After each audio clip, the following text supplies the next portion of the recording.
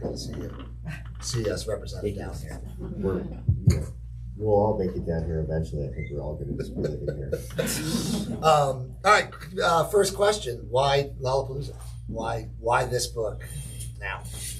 I think that, well, Tom and I wrote a book together before this, called Nothing But a Good Time, which is about the 80s hard rock scene. I'll use this. Yeah. And that book ends with the complete cratering of that scene by a lot of the bands that are in this new book. And actually some of the artists that are in this book, like guys from Alice in Chains and Soundgarden, are in our last book as well, at the end of that, sort of talking about this scene coming in as the new rock and roll at the end of the 80s, beginning of the 90s. So when it came time to go on to our next project, I mean, I think for both of us, the 80s music is our childhood music, but then also the 90s music kind of is too. I mean, for me, that was when I was in high school. I was going to Lollapalooza, and it just seemed like a good lens through which to explore the whole alternative rock explosion in the 90s, alternative culture, and then focus it through tracking the rise and progression of the Lollapalooza festival. Yeah, one thing I really, Tom, I think he said it very, very well. I concur. No, one thing that I really loved about the way you all approached the book and wrote the book was that, it's so easy to forget how in the earliest years, and I'm a bit younger than you all, the first iteration of Lollapalooza, I think I was like 8. Lucky man. 9. But I did go in 94 because I was obsessed with so many of those bands, and I couldn't see them in clubs. So that I'd be able to have that. But anyway, what I loved how we remember, I think we misremember what, alternative rock was, or alternative music, and how in those first couple years of the 90s, it was still very much outsider.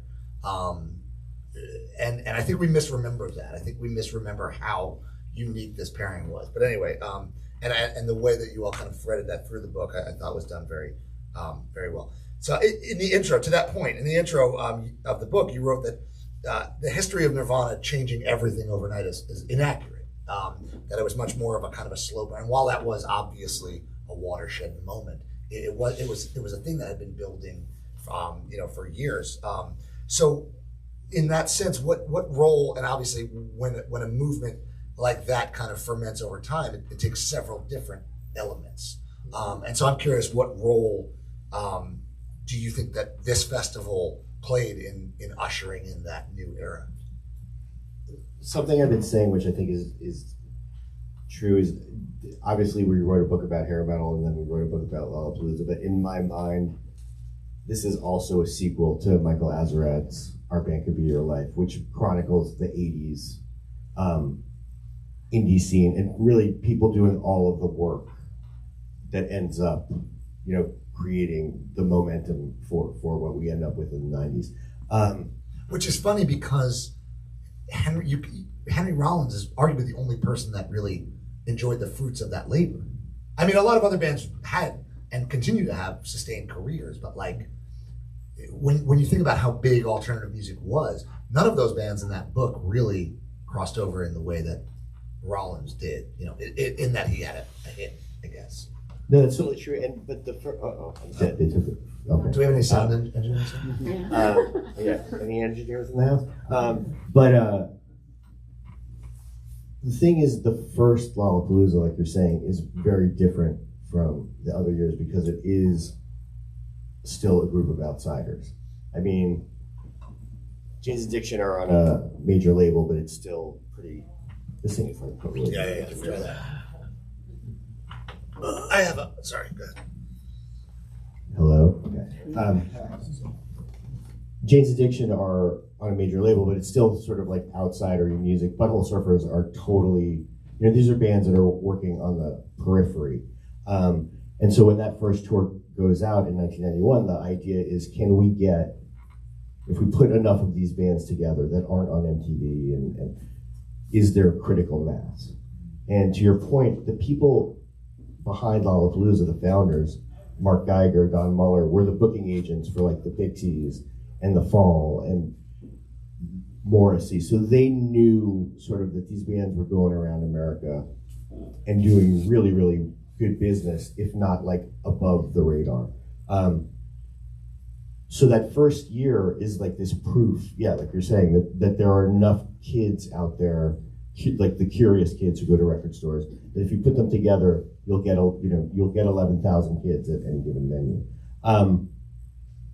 That said, by 1992, everything has totally changed because Nirvana came out. So, and radio has changed, MTV has changed, and these outsider bands are actually no longer the ones that make the transition. They're now like working for the man, and they are the popular bands.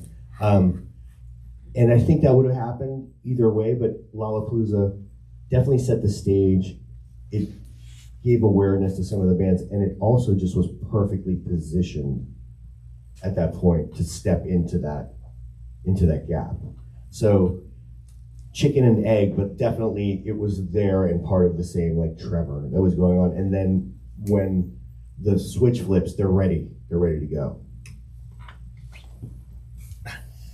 Also, I should give love to the Butthole Surfers, who also kind of made that crossover. I'm trying to think if there's anybody else from the Azarette book that really, I don't think there was. I mean, the Butthole Surfers definitely did.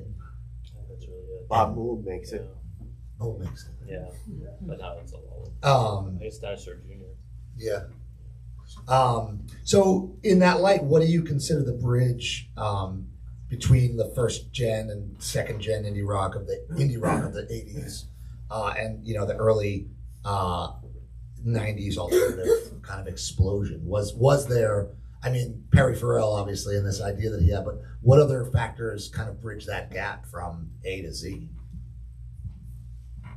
I mean, I think one of the things that's interesting is that, like Jane's Addiction is a truly alternative band. Like they are combining things that haven't really been combined before that. Like they have this rock side, but they have this sort of gothy, arty, psychedelic side too. And they really create something that certainly in the mainstream had not really existed before.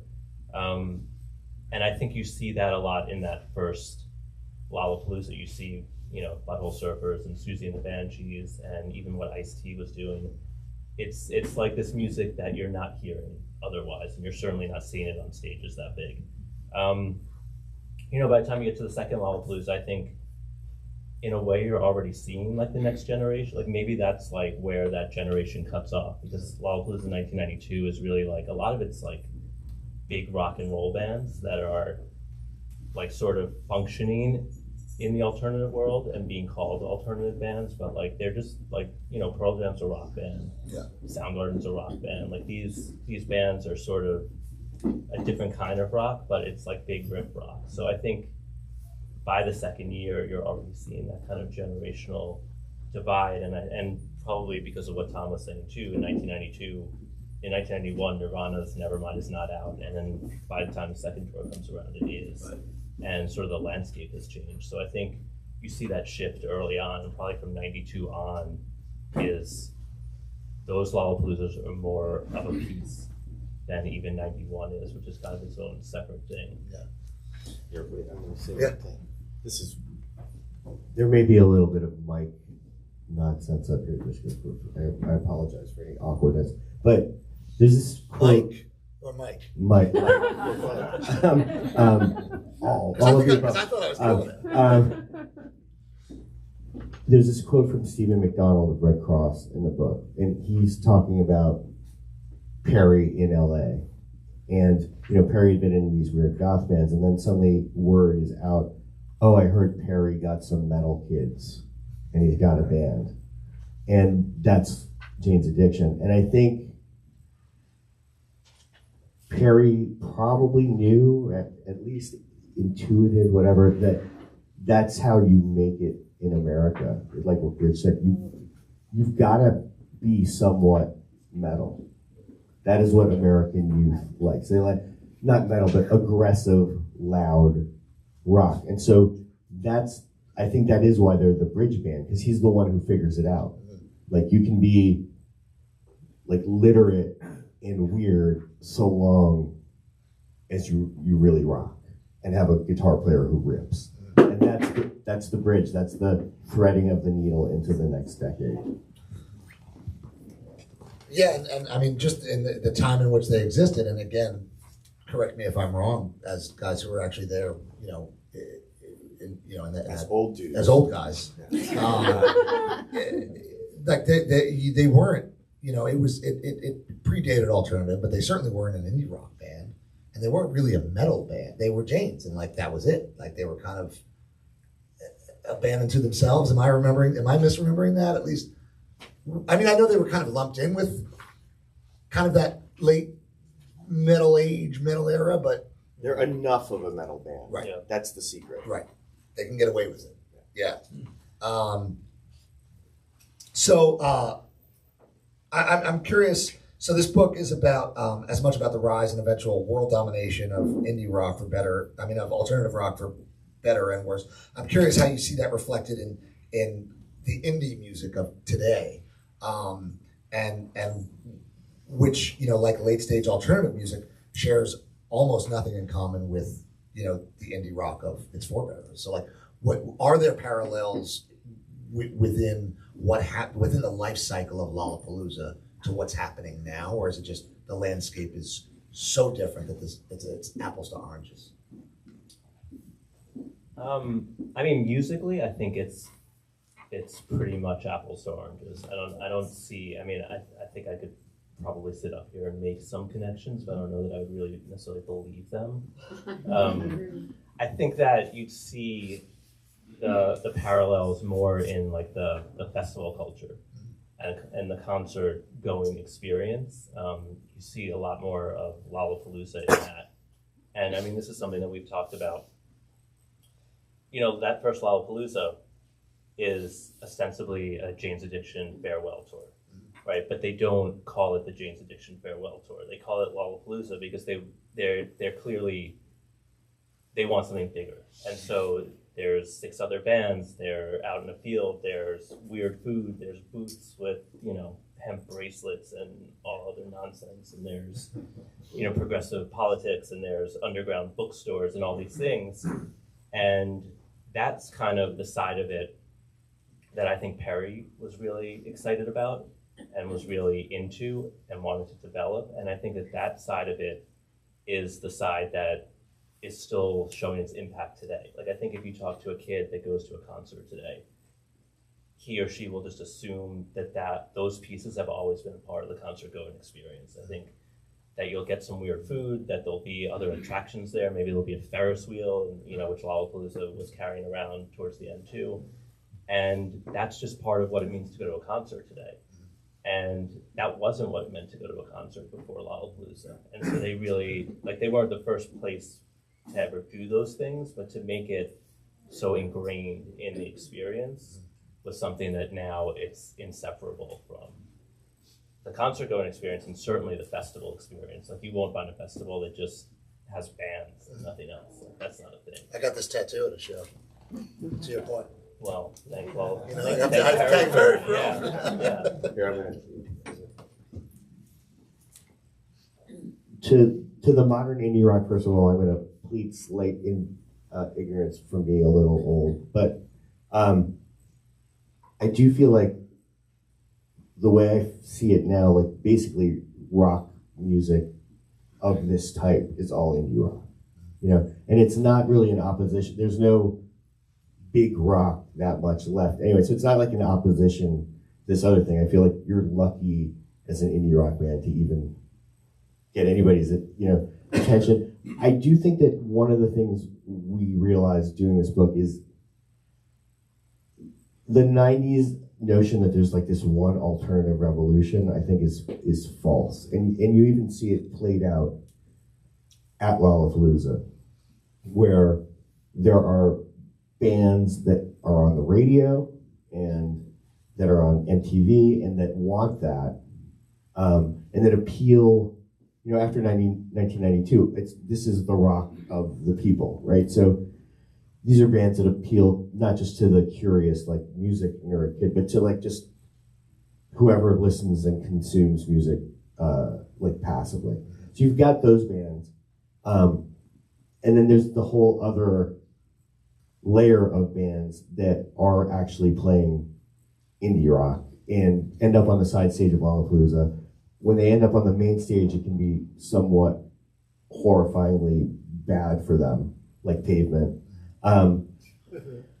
Jesus Lizard, like it just never goes well, but it's because it's not, that music is not designed for the mass audience. And I just don't think that even at Lollapalooza that like there's this, synergy of the two. You've got bands, in the book, I think both Pavement and Superchunk talk about like having meetings with major labels and just being like, we could tell that this was a very, very, very bad idea. And it's because you just couldn't, that music just does not play with people for whom discovering weird music is not the center of their universe. And that's a perfectly good way to lead your life. It's just, so, and you've got the two things going on at once, but I don't think there's one 90s rock. Yeah, and there was, and you all get to this later in the book, and I think it's the last year when Korn played, and like there was a lot of animosity toward some of the not dude bands, for lack of a better term, and that was something I'd almost like again, like reading the book. One thing I really enjoyed while reading it was just remembering all of the. Not the music, obviously, because it's very music I very much still listen to, but like remembering the shit like that. It's like, oh no, like, Pavement getting the mud thrown at them or whatever, or, just these different factions, right? Which were, when we were younger back then, it was, you were into punk rock or you were into hardcore. Maybe there was a little crossover there, or you were a metal kid or you were an emo kid. And like, it was very silent. There wasn't the kind of post-genre existence that kids today have, and a lot of that has to do with streaming, and that's a much bigger conversation. But I in reading it, it was almost like, wow, this was the first, whether or not it was successful, to your point, Tom, this was one of the earliest attempts in that era of, well, let's throw all this shit together. Sometimes it's going to work, sometimes James Hetfield is going to have to come out and yell at the crowd to, I forget who it was it Waylon Jennings? Because the crowd was talking over Waylon Jennings said. And James Hetfield had to come out and tell him to shut the fuck up. It's Waylon Jennings. And I don't know if that would happen today. I think there's a lot more respect for the kind of all of the, a lot less siloing is basically what I'm saying. What was it like in the wider culture, again, now that we live in a festival age, like you said, like the concert experience is different. I mean, how seismic was, those first early years? I mean, it was from a fan's perspective, but also like in writing and reporting this book, like how much of a paradigm shift was it at first, or again, are we kind of remembering that through rose-tinted glasses? I think it's a little bit of both. I think that, in some way, we were there, right?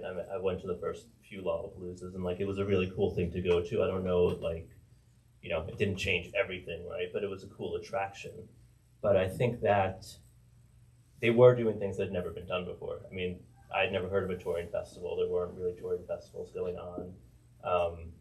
These types of bands were not playing in these sorts of venues. Like Jane's Addiction could play in a big venue, but Butthole Surfers couldn't, and Rollins Band couldn't, and all these bands that are playing to like 15,000 people now. And that was sort of the conceit that they wanted to do. They were like, if we put enough of these bands together, we can bring out that size audience. So I think that there were some things they did that really did sort of change the trajectory. And one of them was showing that there was a bigger fan base for this type of music. And another was showing that, you could do this thing called a touring festival. I think one of the interesting things when reporting the book was in that early part, like the nuts and bolts of not just conceptualizing what we all see from the outside as fans, but like, how is this thing going to work from the inside?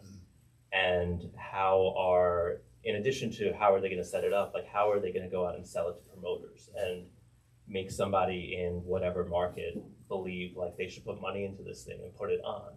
And what you see is the two of the organizers of Lollapalooza are Asians, so they're pretty like, this is what they do for a living, and they have to rely a lot on their reputation actually for other things that they've done to get promoters to go along with this thing and to fund it.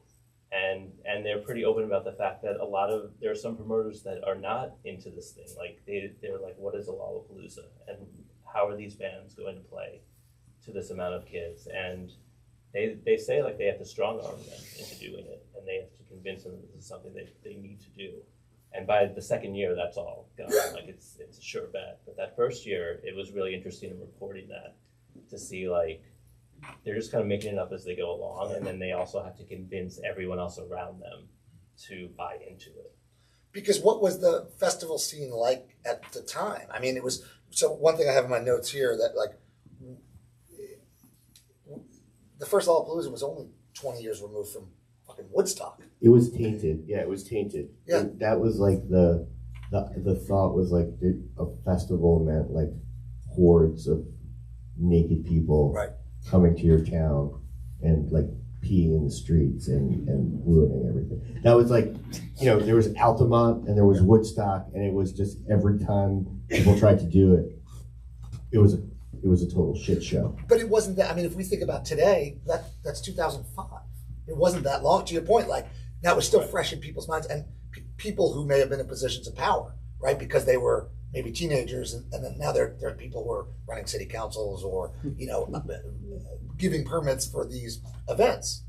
Well, two of the things that they did, well, the founders were all these booking agents who had seen the whole thing is they go to Reading in England and they see this festival and they're like, let's do that, and let's also move it around. But also by doing, you know, in order to do it and keep this thing manageable, they decided to put Lollapalooza in these what were then brand new, what we call sheds. Like those amphitheaters were like brand spanking new in 1991. And so by doing that, you're also not having to convince a town to like let you use a field, et cetera, et cetera. But as to the seismic nature of it, we don't remember now because it doesn't exist anymore, but like for a decade, the traveling festival became, that was how you consume music. There was Warped Tour, there was Lilith Fair, there was the Horde Tour, Ozfest starts in the 90s. So that was just suddenly the template, you know, for how people went out and toured. And now some kids don't even know Lollapalooza toured because that notion is so far removed. Yeah, and it in a lot of ways, for someone my age, for example, it deleted the biggest barrier for entry with that a lot of those bands were not playing anywhere that you could get in unless you were 21. I remember it was some festival in Philadelphia, some like the Y100, Bare Naked Ladies were headlining. And I was obsessed with Guided by Voices. And GBV was playing on like the fourth side stage. The gates were at 12. GBV went on at like 12:02. And I spent way more money than I should have at 13 years old, because that was the only chance I was going to get to see GBV. And now I think because of the festival paradigm, that idea is taken for granted. Like we didn't have access to those bands. Again, it's kind of hard to remember those things in hindsight. The 93 tour was the one that had the matrix of the computers, the Apple computers. So, yeah. Somewhere, yeah. One thing that stuck out to me was so in 1993. Well, I'll let the guys who actually wrote the book explain it. The computer thing? Yeah. Yeah, I mean, Perry was actually, that was kind of his thing. Like he was very into like the tech side of it and like the sort of futurism.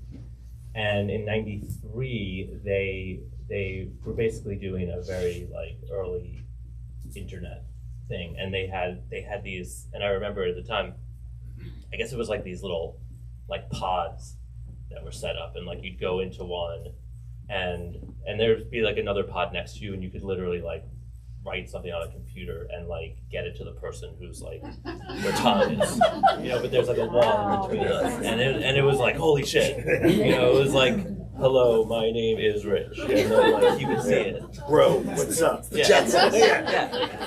And that was the thing, that was like really major. And then like, and they also had it like you could type something and then like maybe it would appear on a screen like near the stage, but actually, I mean, we talked to a guy who was involved with that, and he was like also kind of running it over and then had to load it in, so it wasn't even like actually being sent over there.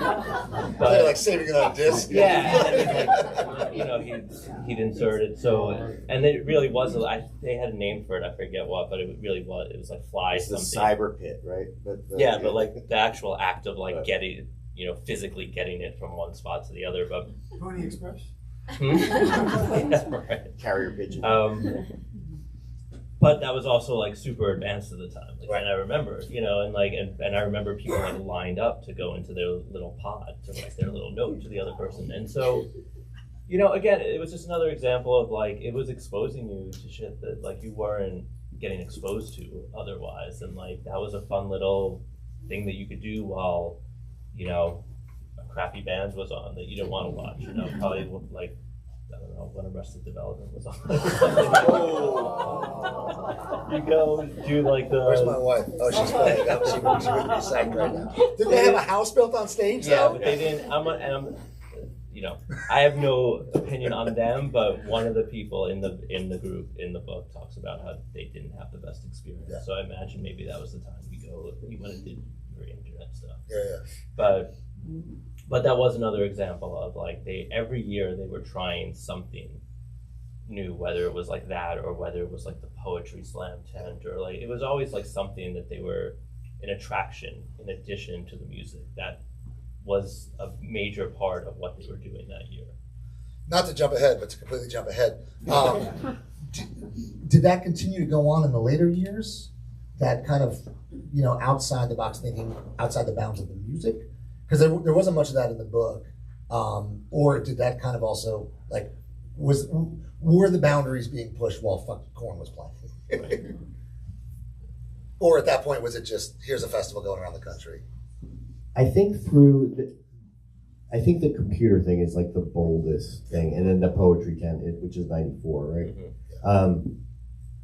I don't know what they did, the Sonic Youth here, you know, but the thing is that they did really remain. There probably was something, and we just didn't cover it. Right.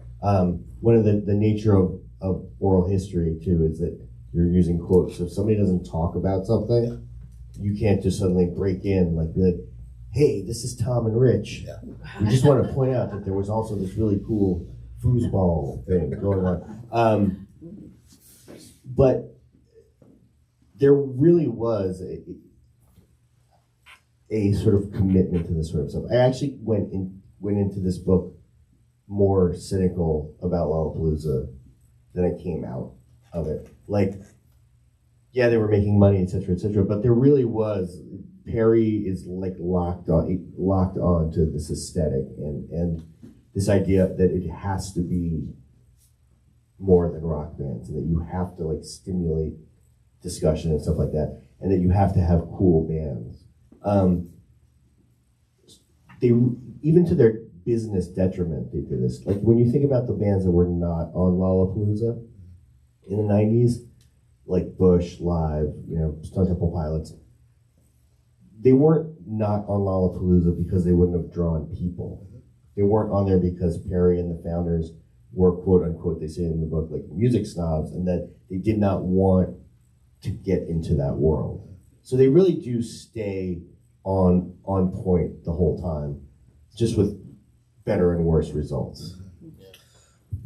I mean, one other thing I would say too is that yes, they actually did continue on with that, and I actually think it got in some ways more ingrained in what they were doing. Like the 2003 tour, which is kind of where we ended, and the tour itself was kind of a disaster, but the sort of environmental piece that year was actually like as important, I think, as anything else they were doing. And they brought someone on just to handle that stuff. They were like powering the second stage, I think, or they were attempting to power it like solely on like a fuel cell and just use all alternative power. And like that was something that they were putting out press releases about that. Like they were sort of like pushing that side of it as much as they were pushing the music at that point. So they were actually kind of going more and more in that direction. And actually, they still do. Like, they have all these different endeavors that they do, and they pair up with like Be Wild and all these different organizations. And like, I think that they've actually gotten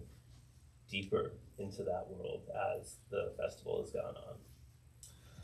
Yeah, one thing that stuck out to me early in the book too was Perry's kind of insistence on having not just a point of view but a conversation, like having the NRA have a table. I don't know how long that went on. They never came. They never came. He invited them. But they were in the original pavilion, or whatever they called it. It wasn't just pro-choice. It was he wanted to promote a place where there would be dissenting viewpoints, and that was kind of reflected. That was very much reflected in the music. And the other thing that I realized too is reading this, like as we remember it, it's like, well, once Metallica happened, once Korn happened, it was like, well, this thing is the Prodigy and Orbital. It's like, well, this thing is dead. This thing isn't what it used to be. But in reading the book, and it's never overtly stated this way, but you get this idea that, well, that's what they always were doing. They were always trying to do the unexpected in a way. They're always trying to, this is a band, you think Lollapalooza is going to be this, but, well, no, we're going to have the Prodigy headline this year. Or not headline, but, and reading it crystallized that in a way that I don't think I realized before, maybe because I was a teenager and you just thought, well, that's fucking lame. I don't want to go see the Prodigy. But again, like kind of going through the minds of Geiger and Mueller, and yeah, like we're gonna push boundary and we're gonna try something, and if it doesn't work, it doesn't work, but we're gonna try something, and I think that kind of spelled out the entire festival for me in kind of one thought, and that obviously happens toward the end of the book, and I kind of had my aha moment. So in 1995. Is widely regarded as, like, going back to the conversation about the indie rock versus the kind of alternative thing. 95 was like the indie rock year, right? You have Sonic Youth, Pavement, Jesus Lizard, Patti Smith played her one-off. Who else played that year? Mighty Mighty Boss Tones, but they don't fit with what you're saying. Right. Elastica replacing Sinead O'Connor. Okay. So, well, it's not so much a question of indie rock, let's say, but there was always and still remains so much talk about 95 being like a letdown year. But that was it seemed to me, it read this way, and I don't mean this as a knock, this is my favorite part. It read as the longest section. Was it the longest section of the book? Because it felt that way.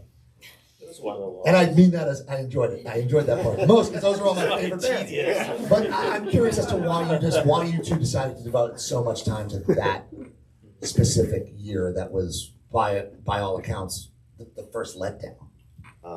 Shane. Is it just because you love Sonic Youth? Yeah. First of all, I will say that I think that I worked on that chapter. We had different beats, but like there's a part of the summer of 23 where I remember like chipping away at that chapter for, I don't know, like 3 months, maybe it was the whole, and like that was the time where we were both like, maybe we should give the money back. We can't finish the book, and then we blew our deadline by 6 months. I think that chapter is so long. First of all, because a lot of crazy stuff happens in it. Because Hole was on that tour, so it gets really nutty. But also because it explores all of these issues that Lollapalooza had. I mean, to be clear, for 1995, they tried to get a Clash reunion, and Neil Young had passed on doing the tour. And then Perry did not want Stone Temple Pilots because he thought that they were lame.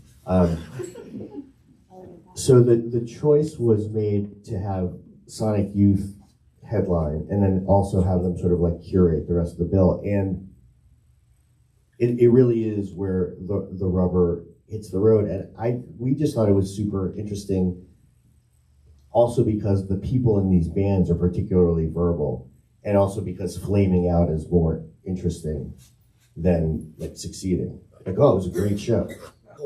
Hearing from Pavement and Jesus Lizard just about hitting this like brick wall of at best indifference and at worst hostility is really interesting, and also just this world where suddenly you realize if it's not music on the radio, it's not going to work. There's this one scene where Sonic Youth are driving to the venue. That Lee Ronaldo talks about this in the book, and there's a radio station broadcasting from the festival, like, you know, Rocky J 603 from Rocky and the Swede. Yeah, and they're talking like, oh, we're from LOLLAPALOOZA today, but they don't play a single band that is on Lollapalooza. And that's, you know, that's where you realize, like, the kids want to hear the songs that are on the radio.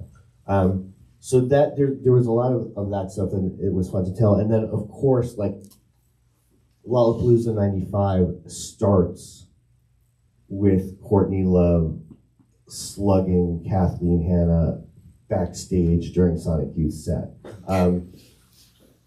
And that in itself, I think, probably took like 1,500 words to tell, because it's like the Rashomon of Lollapalooza. It's like somebody threw candy, somebody this, somebody that. And so that already, you know, that took me like 6 months to write.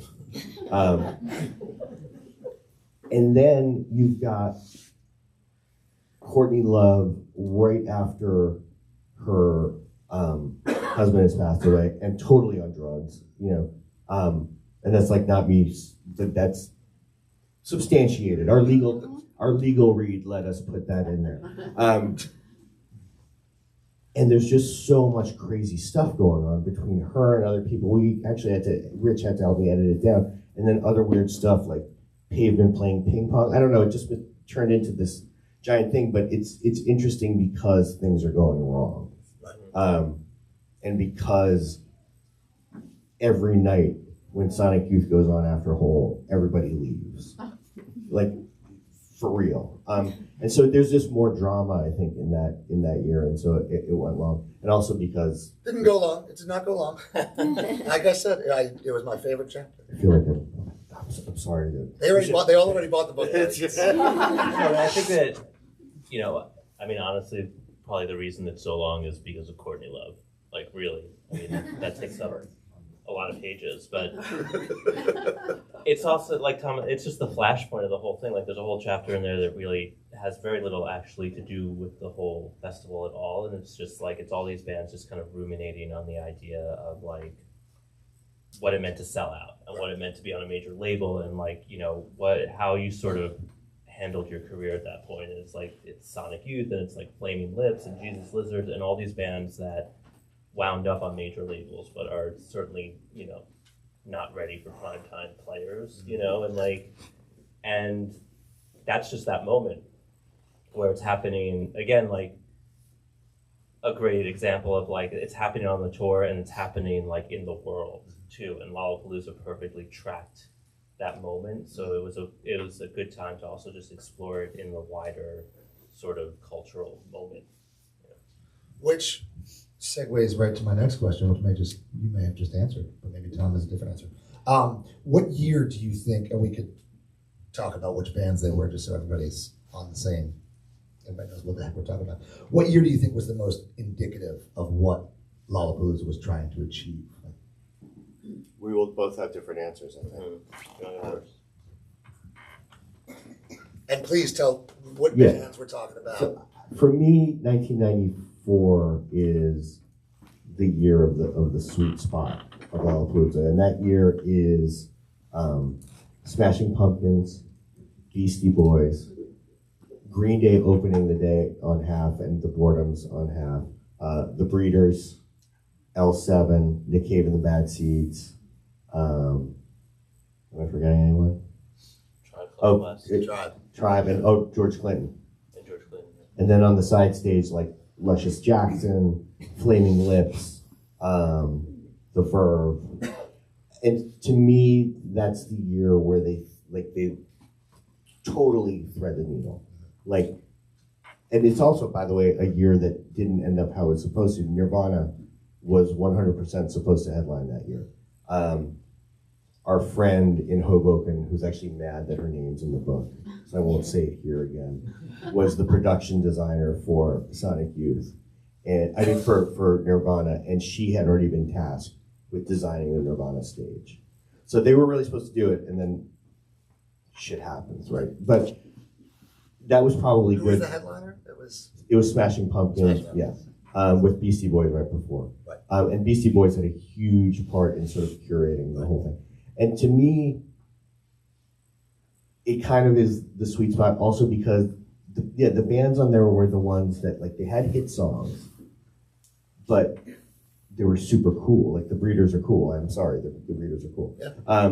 You know, and L7 were hilarious. Green Day was like this great upcoming thing. And so it manages to have credibility, and, you know, and the side stage is just rocking. And it's the biggest year, like the most dates, the most successful one, but for no gross reasons.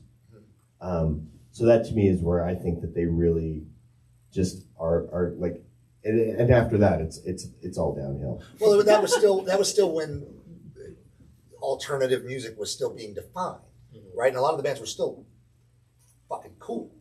You know, there was that it was a sweet spot of the cool bands were also the popular bands, which 3 years later, Yeah, can I actually have the mic for one? talking about live and Just the fact that we've said cool like 40 times in the last year, that too is something that needs to be mentioned. Like this preoccupation of the 90s, which is like the underlying tension of the whole book, and something that seems insane now when like a band will put their song in any TV show or commercial just to like be able to eat, is like the notion of cool and selling out was so important. Like every band that goes on Lollapalooza, you know, in the beginning chapters of it every year is like, we couldn't decide if it was cool to do or not.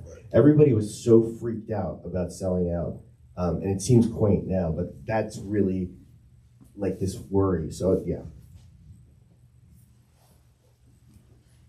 But the Breeders are fucking cool. I mean, I think for me, it's like the boring answer, but it actually really is the first year, where I think that it kind of embodies everything that Lollapalooza was meant to be. I mean, you have Jane's Addiction headlining, and they really are the ultimate alternative rock band, as we talked about, like in terms of like doing something that was alternative to the mainstream. And you have Susie and the Banshees up there. You have Living Color, which is sort of an anomaly, so we'll just forget about that. But you have 9 Inch Nails, Nine Inch Nails really are the breakout band that year, and they're totally new and different than They what were playing first. They're like right in the middle. They're like, Okay. They were early. yeah, they were in daytime. You know, and it's like something people haven't seen before, and it really is like this new, different thing. And then you have the Butthole Surfers, you have Ice-T, who's doing his rap set, and then he's also doing a heavy metal set with Body Count, and he's playing Cop Killer for the first time. You know, he's playing it in, you know, Kansas and Oklahoma and all these places. And then you have Butthole Surfers, you have Rollins Band. So the lineup, the music itself really is very diverse, and it really is this combination of bands that you've never seen together before.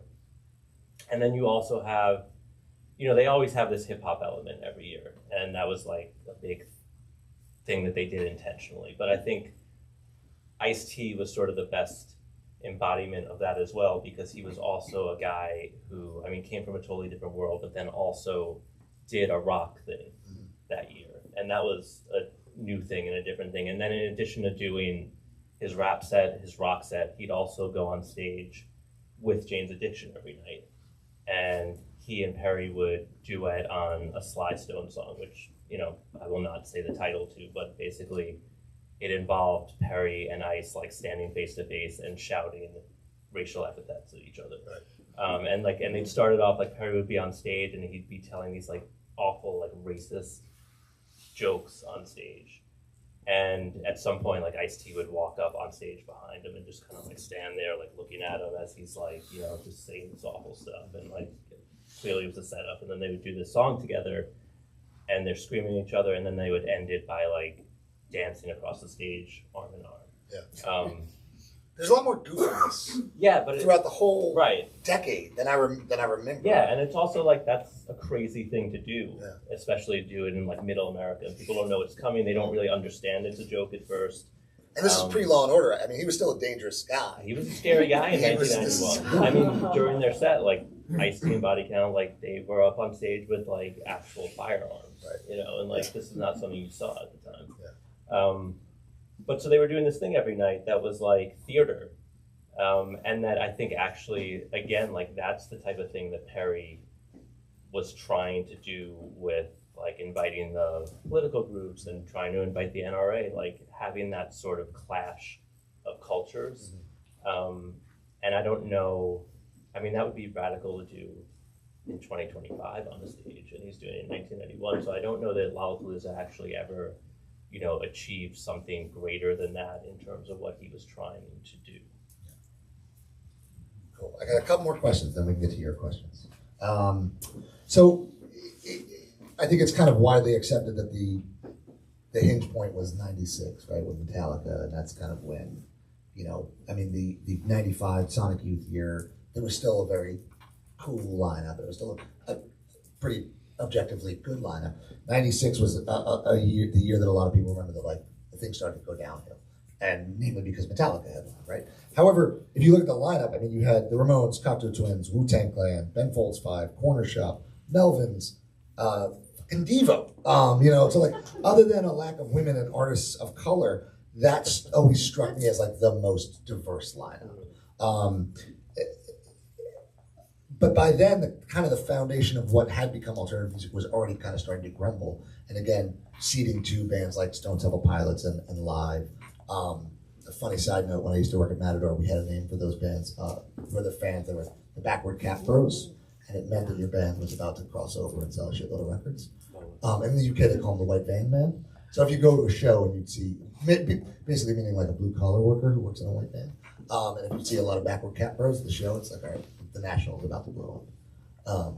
So, you know, we call those white backward cat bands. But by then, there was a lot of those backward cat bands, you know, Candlebox and Better Than Ezra and whatever. We're better than Ezra.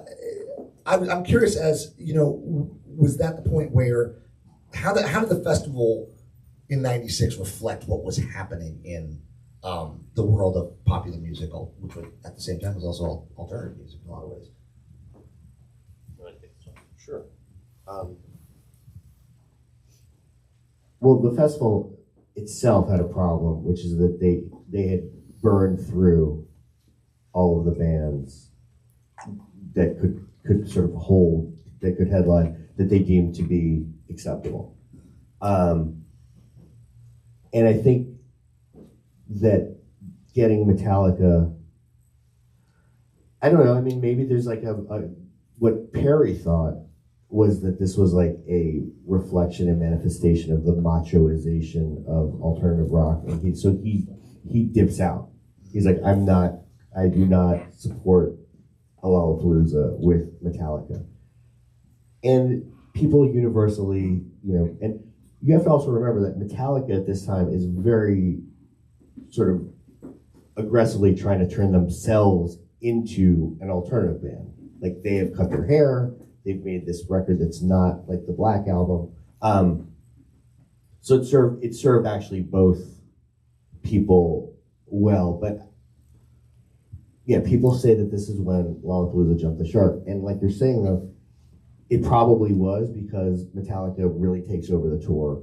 They have to play different venues because Metallica has a fall tour coming up, so they have to be like X number of miles from where Metallica will be playing. They're only playing in fields. It becomes like hugely expensive.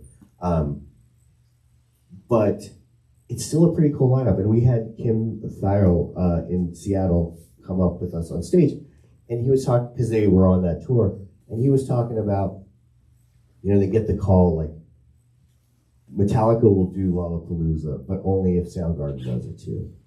And Kim Thayil was like, oh man, we did Lollapalooza in '92. Like, really, we're gonna do a Lollapalooza with Metallica? Like, and then Metallica tells them, you can pick bands. And so they're like, Ramones. and then they're like screaming trees, and they actually put together, yes, it's an aggressive lineup, but like kind of a great lineup, but they get destroyed. It does destroy the brand, but it's still a good tour. I know you probably have something to add. No, I mean, I think that's really what it was. I think that, you know, Mark Geiger, who's one of the organizers, he makes the point that Metallica was actually very on brand for Lollapalooza because they were the unexpected choice, and they actually. Well, that's kind of the point I was making before. That was reading that. That was the moment. Right. And they're an alternative, really, to like. I mean, they're more alternative in this sense than like Stone Temple Pilots or whatever. And there's and that's probably true actually. And like Kim Thiel, when he was on stage with us, was saying, you know, that like when he was a kid growing up, like they would listen to the first Metallica record, and it was like the most radical alternative thing you could imagine. So like.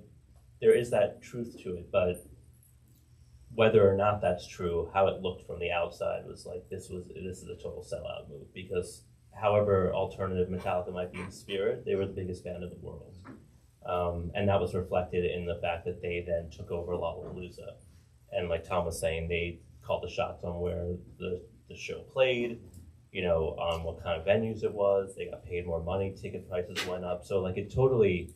In addition to changing sort of the face of Lollapalooza, it totally like wrecked it from the inside. The whole infrastructure changed, bent basically to serve Metallica's needs. And I don't think that they really ever recovered from that.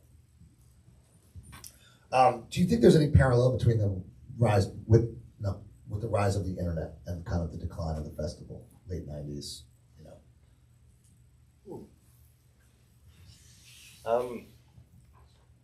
Yeah, I mean, I think that, you know, I mean, alternative as a genre was sort of already waning by that point, but I think that once the internet comes in, like, I think that the whole idea of genre starts to kind of dissipate and disappear, and whereas something like Ozfest, which was very clearly metal, or like Warped Tour, which is very clearly punk, like alternative was built on this sort of thing that doesn't really exist anyway, which we've kind of been talking about. Like all it is it's an alternative to something else, and it sort of encompassed some rock and roll, some like pretty heavy rock and roll, some lighter rock and roll, some metal stuff, some hip hop type stuff. So there was no clear definition of what it was, and I think once genre started to like melt away in general, like there was no identity for it anymore. I think you see that in '97, like you were saying, with it's like Prodigy, The Orb, Korn, and James. Like there's nothing there that one person is going to be like, I like all of that. And right, have James and Korn on the same bill. Yeah, which goes very, very, very, very badly. Yeah, yeah, and so and you can tell that story if you want. I mean, that I can see people falling asleep, but I'm going to finish my story. 97 is super weird because, yeah, Korn is on, and Korn is on by throwing off John Spencer Blues Explosion, because they need to get somebody who's going to sell tickets. And like Korn is exploding at that point. And John Spencer was already locked in, contracted for like the third slot. And Lollapalooza are like, oh, we need Korn. Which is already like the showing of the weakness of the brand, right? They're like struggling to get one of the founders who was out at that time says of that tour that he goes, I beg Perry to shut the fucking thing down, because it was really just drifting. But Korn comes in and says, we will not play before John Spencer's Blues Explosion because we have a platinum record. And so they have number one.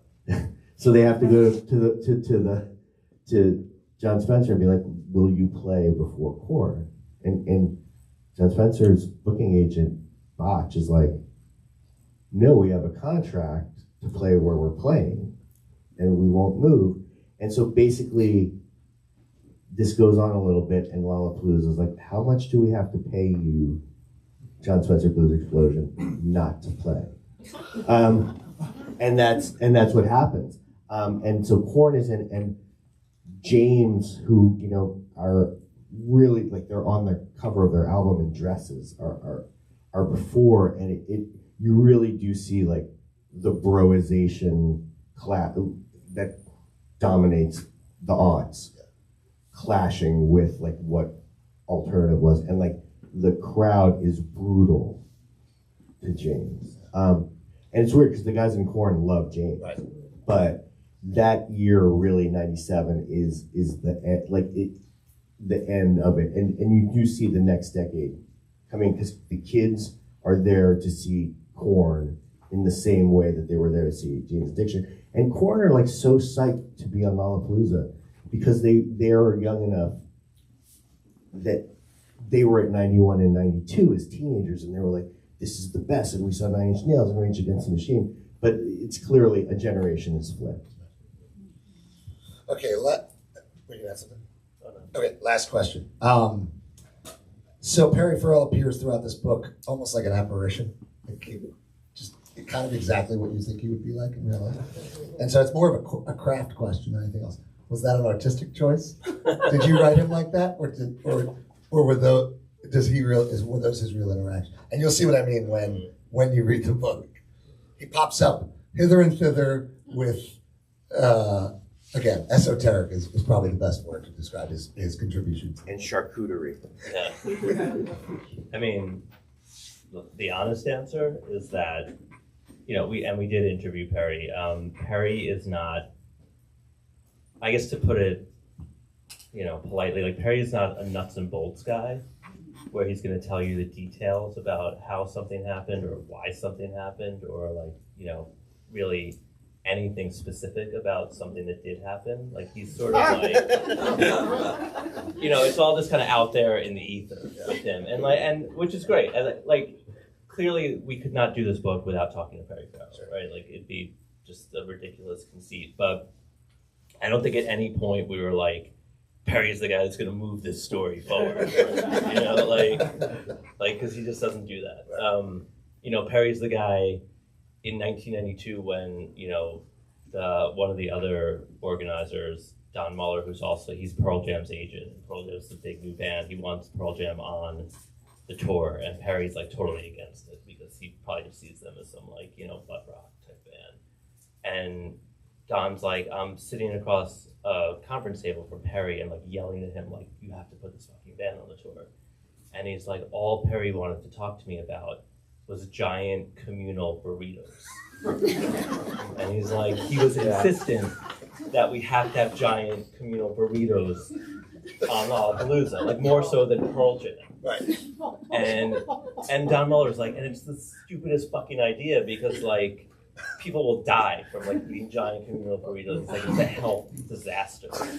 So they don't do the giant communal burritos, and they do Pearl Jam, which works out well. But that's what you're getting with Perry. So Perry was he was great because he did the interview and he was very generous and all that. But you're very perceptive in terms of the way that he's in there. He is sort of, hovering above it and commenting on what's going on, but he's not telling you in detail his motivations. No, he's almost like a Greek chorus. Yeah, a little bit. Or the conscience of Lollapalooza. Yeah. But that's the thing, we don't know, even after having done 200 interviews and written this book, how many billable hours did Perry Farrell put into Lollapalooza? Maybe he worked on Lollapalooza besides touring 42 hours in 9 years. We don't know. But he's a huge influence. Yeah. And it doesn't succeed without his face on the front of it. So it doesn't really matter what he did. Right.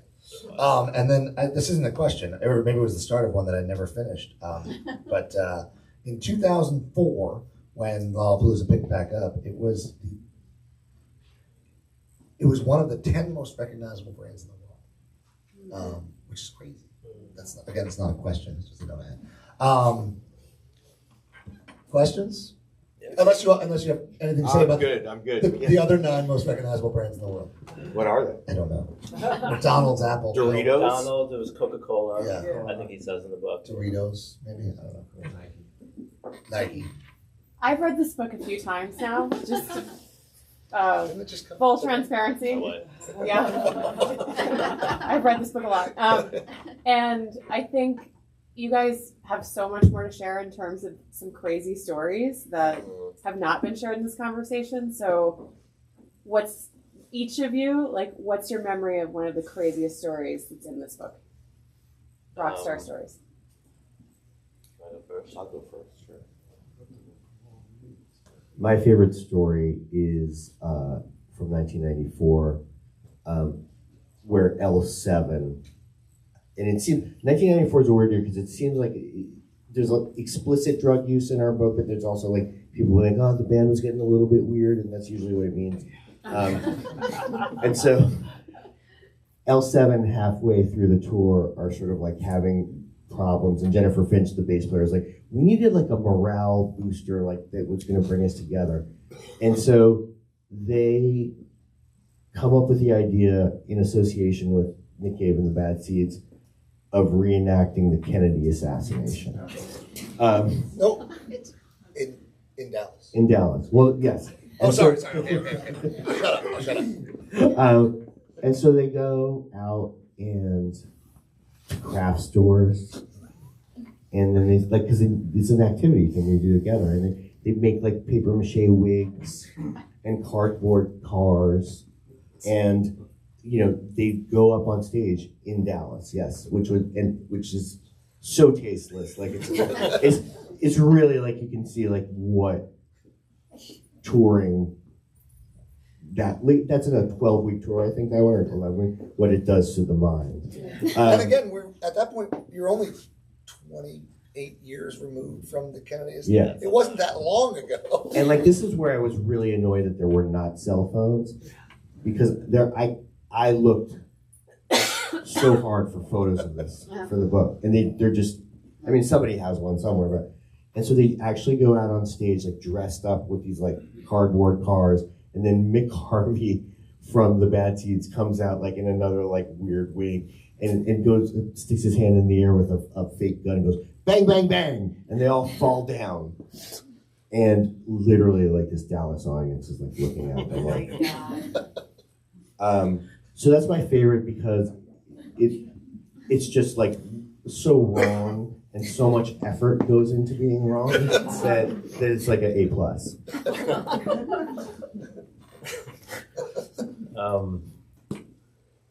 I think I'm gonna go with Butthole Surfers in '91. And the Butthole Surfers, for people that don't know, like they were not a band prior to Lollapalooza that had ever played shows like outside in the daylight. Like they were like a late night club band where they'd have like crazy projections on screens behind them. Like their show was a big part of like the performance, the set. And they weren't able to do any of this on the tour because they're playing in the middle of the day, like, just flat stage, nothing really going on. So the prop that they brought with them, or that the singer Gibby Haynes, who is a large, crazy, drunken man most of the time. Then. Maybe now. I think he still sounded that way. When he was recounting this story, it didn't sound any different.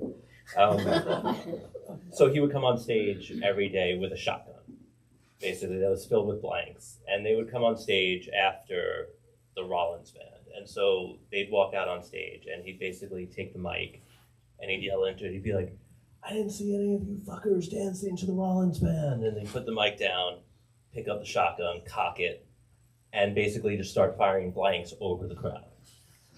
In the middle of the day, large fields of teenagers. And like sometimes, he'd have like skeets, or he'd have like beach balls that he'd shoot, and like The blanks will take out a beach ball. yeah, like they're blanks, but like if you're in close range to a blank, that shit hurts.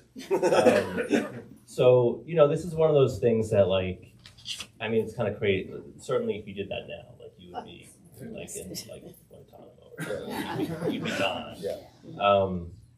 But even back then, it was actually a crazy thing that they allowed this to go on day in and day out. And, sort of as a capper to that, doing that every day, there was one show in Denver where Susie and the Banshees invited the guitarist from the Butthole Surfers to come up and play Helter Skelter by the Beatles. And somehow, and he's telling us this story, and somehow Gibby winds up being a part of this, like he's gonna come out and also sing with them. So Gibby is like particularly, you know, sloshed that day or whatever, because Susie and the Banshees play later in the day, so he's had many hours to do his thing. And he gets dressed up in like a floral house dress with a wig. Like he basically, like he's like in like full on like Golden Girls, like sort of, yeah, like, and with the shotgun. Stumbles out on stage while they're playing their set for Helter Skelter, like goes center stage and starts stripping. Like entirely, like wig comes off, dress comes off. He's sitting there in like old, like dirty, tidy whities, nothing else. Center stage, and it's not even his set now, so it's like someone else's show. So he's in there just his underwear. The shotgun comes out. You know, he's cocking it, looking at the audience, and Susie is like totally over this. She wants nothing to do with this. So she then tackles Gibby on stage. Which, to those of you who don't know, Gibby Haynes is like, he's significantly He's larger than man. me. Yeah. Like he's a tremendous human being. So. And Susie Sue is a Yeah. small British woman.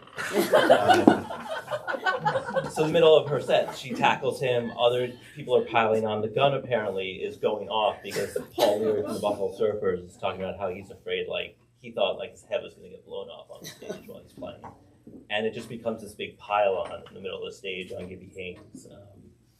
You know, and I mean, everybody survives. But, and, you know, in the book, actually, we have photos of this because one of the guys in Rollins' band was like an amateur photographer. And he knew that he sees Gibby like ready to go on stage, and he's like, this is going to be something that I should have a camera out for.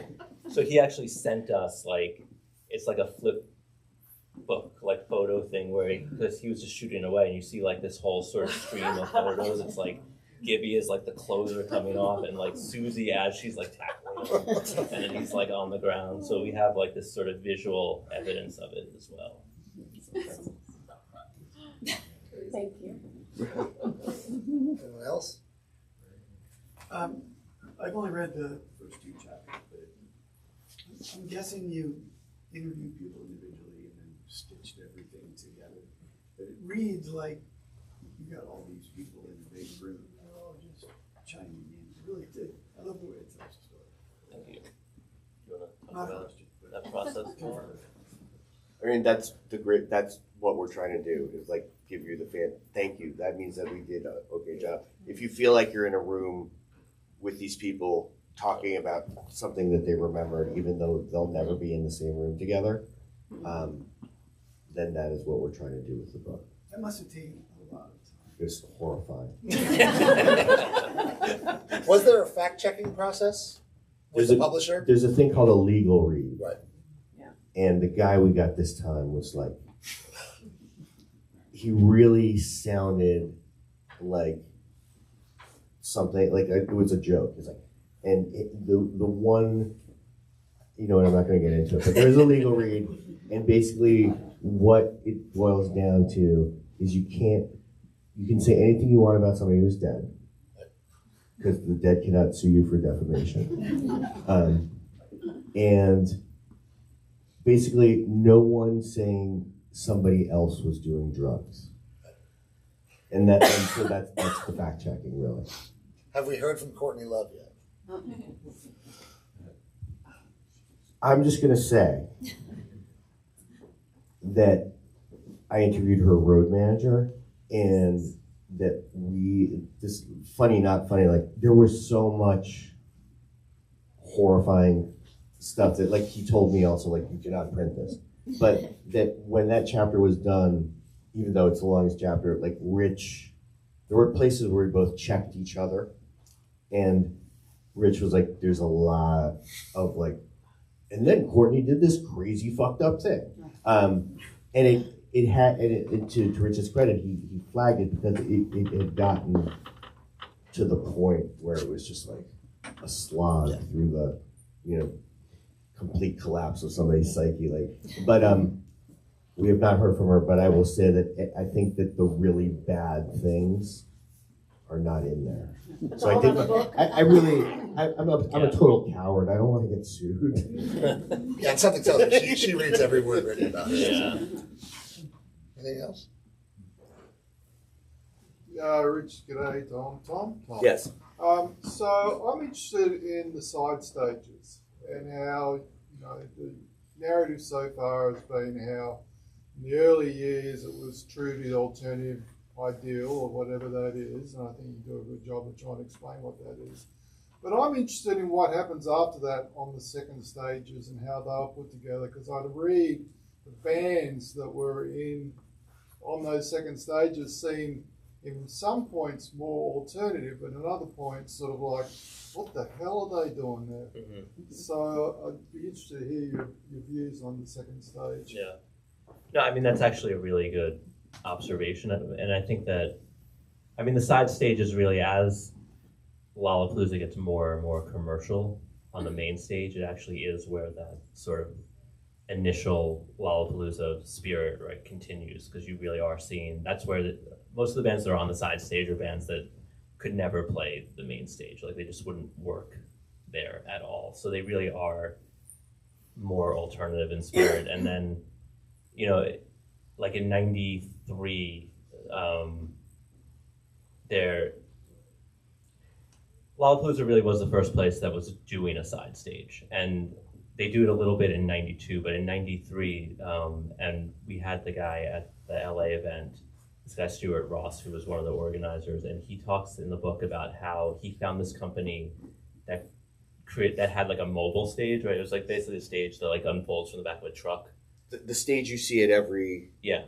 place now, like any street Where you fair can or just drive whatever. it up and like it opens up, and like he got like the first one of those basically for Lollapalooza in '93, so that they could basically just move this second stage around, and that kind of revolutionized the whole idea of it. Like from there, everyone started doing it because you could just basically set up a stage very easily, and the side stage really did, I think, become a place where that was like the truly alternative spot. I mean, in 1992, you had the Jim Rose Circus there, like things that you were not going to see, they weren't the Red Hot Chili Peppers. Like, they weren't going to headline the main stage. Like, they could only work in this sort of like off the beaten path spot that you really had to seek out. And, I think as it went on, there were those moments like I think it was 95 when Coolio was on it. Yeah.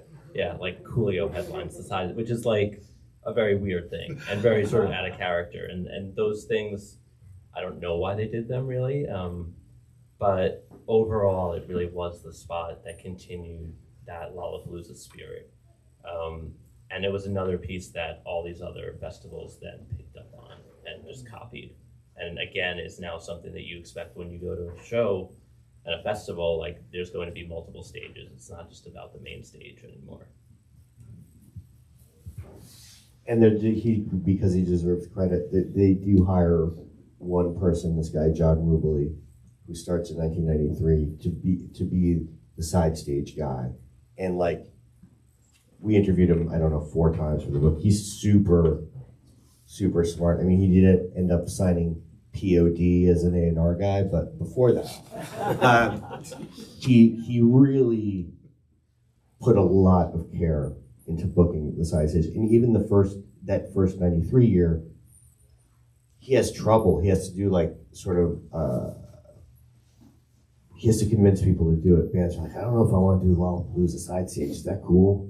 And so eventually he gets Cell to do it and a couple of other bands, and like builds the reputation of this thing. And also resists, he mentions it in the book, but like the second that there's a Lollapalooza side stage, every label is trying to get their baby band on the Lollapalooza side stage. Like, we need to have this band on there because we got a new record coming out, and they resisted. Like, they put who they wanted on there 99% of the time. If we need to like 7:15, One more question. unless you guys want, Maybe that's it. No, maybe we we're. can still hang out afterwards for a while. Yes. I just want to ask, like, what are your guys' 2 favorite bands from Lollapalooza? Good question. Main stage or side stage? Main stage. I mean, I think I really love Soundgarden. And I really, and probably Jane's Addiction, actually. Like, I think that they really are the embodiment of what this whole thing was about. For me, probably the Breeders, because I love the Breeders. And then I'm going to slip in because he did play on stage with the Breeders, Guided by Voices on the side stage. Then that was the magical year of '94. But yeah. All right. Thank you, everybody.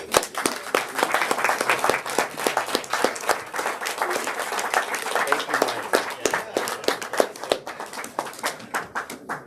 Hey, Rich, I was gonna ask y'all, because who knows, I can't remember things back in '91. Like, how much was that ticket? I don't even remember what I paid. $27.50. And it was 27. Isn't that crazy? 7 years? 4 years? 2000. I think given that it was 35.